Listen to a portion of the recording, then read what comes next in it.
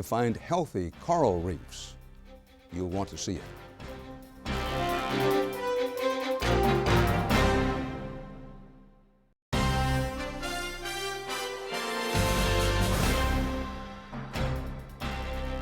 We reported before on this program about the condition of coral reefs in our oceans.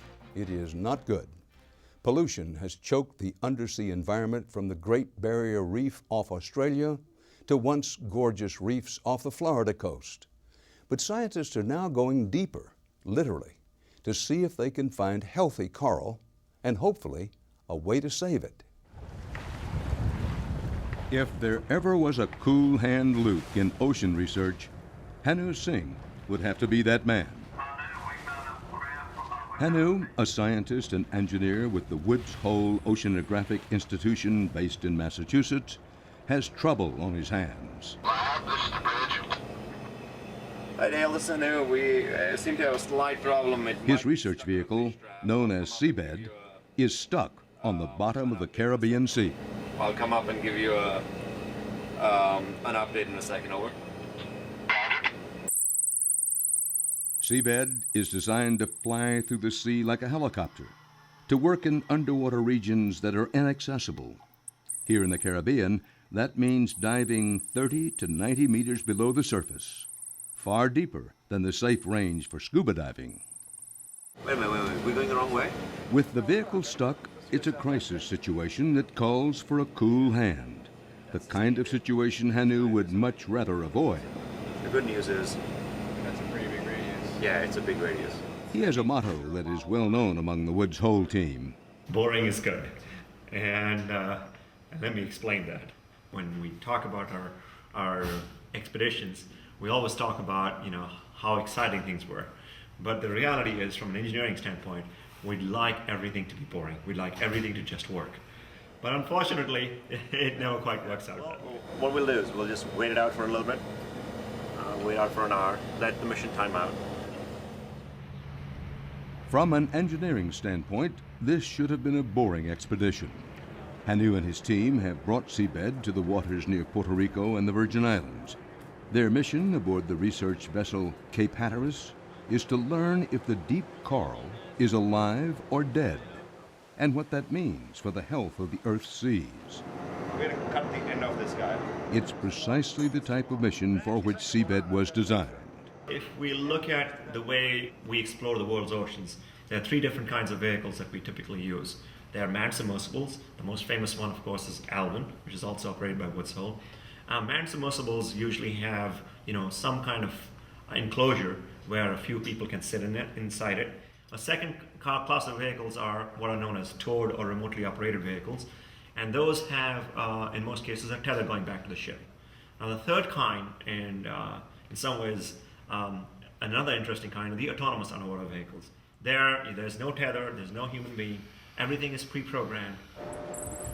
So AUVs, autonomous underwater vehicles, like Seabed, give scientists a way to dive deep on the cheap, without the limitations of a tether or the expense of a manned vehicle. So Seabed was built by my students and myself as part of an experiment to understand aspects of imaging underwater. What we wanted is a platform that was smaller and also one that we could use to concentrate on coastal sites, that it would be able to go to about 2,000 meters. And also, it would have really, really fancy cameras and imaging systems and navigation systems. We had a very limited budget, and we had some very, very good students.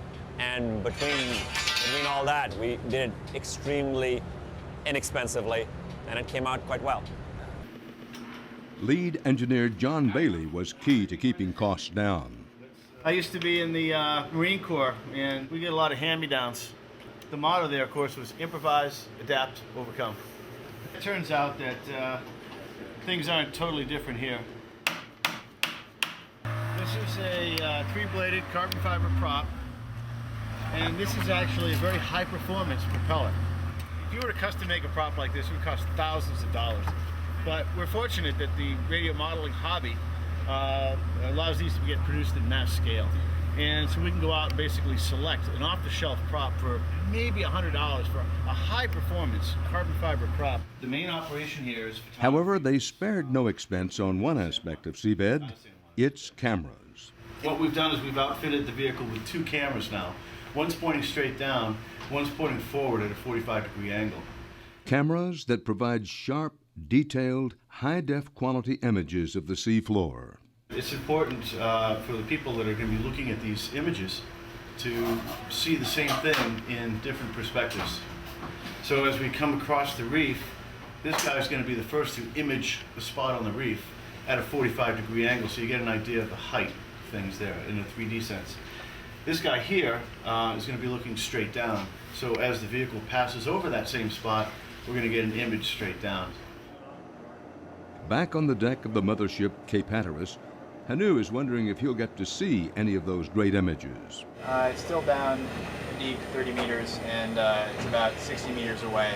I'll keep an eye on the range for it. This is Seabed's second visit to these waters. Okay, we're ready. On its maiden voyage, the little craft was doing research for Roy Armstrong of the University of Puerto Rico. 4 years ago, we were on this very ship using this vehicle. At that time, most people believed that at deeper depths, deeper than 30 meters, there were not a lot of coral. What Seabed revealed surprised them and the scientific community. We knew that there were reefs down there, but we didn't know that they extended for such a wide area. There's a lot of reef area that is along those depths. We're talking about 40, 50 meters. Shallow reefs during the last 20 or 30 years have lost a lot of coral coverage, up to 80% in the Caribbean in some places.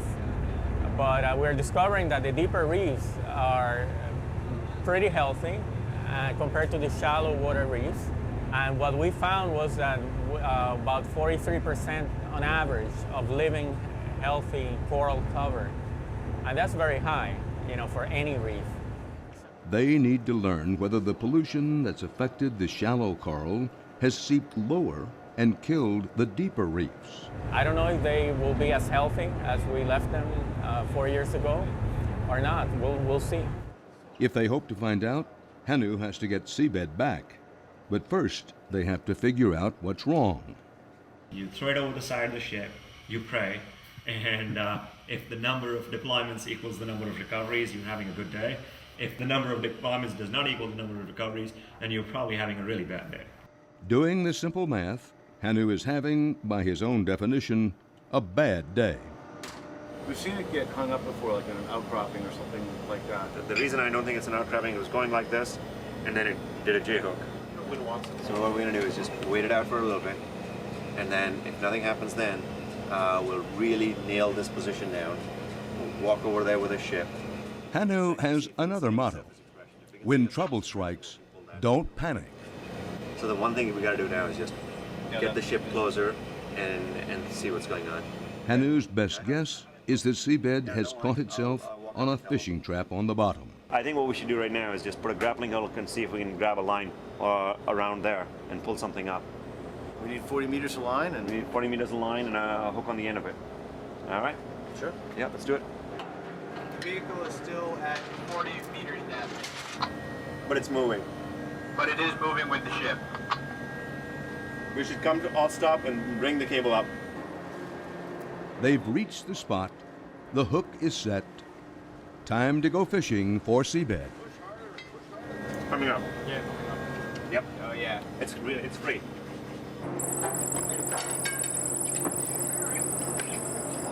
Seabed's own photographs confirm it. It was tangled in a fish trap. That was easy. With Seabed back, a second team of scientists go to work. All I need is a protractor. It's not exactly something I'd bring to sea. They are researchers from the Pacific Northwest who will soon get their own AUV from Hanu. The idea would be to put strobes on the backside, obviously for the left and right, and maybe a strobe up top and forward. The Woods Hole crew is giving them a hands-on tutorial.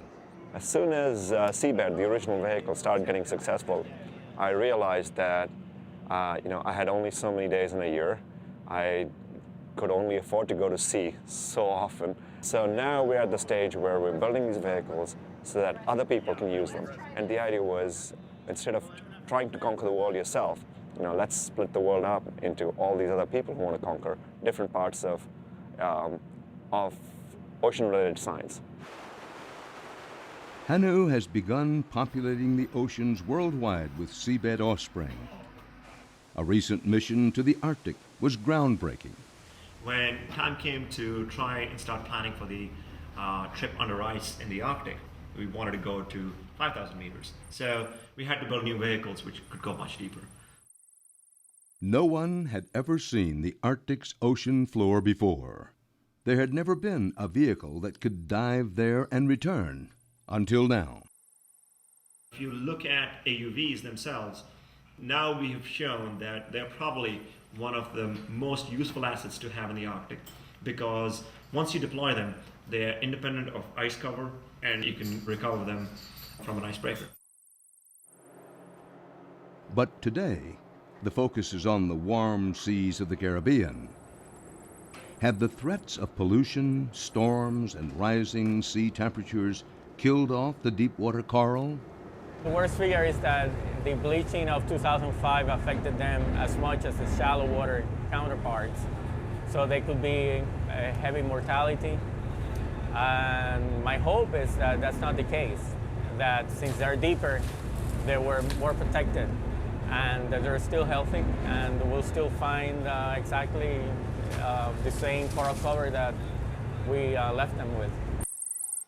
The vehicle is crisscrossing miles of the same reefs as it traveled 4 years earlier, taking literally thousands of images. Photos that Roy won't see until after the crew gets seabed back aboard the ship. Just want to let you know that the vehicle is at 3 meters above the seafloor, so 30 meters down, and it started its transect. At Chris's computer, the scientists follow seabed's progress. Now the X is increasing slowly. All is going well. Got it! Got it! Well, now that was simple, wasn't it? Seabed is ready to reveal the images for which the team has been waiting. Okay, that's more like it, yes, yeah, definitely.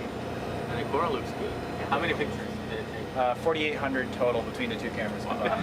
Okay, looks very nice, Hanu. Yeah. Yeah, very impressive.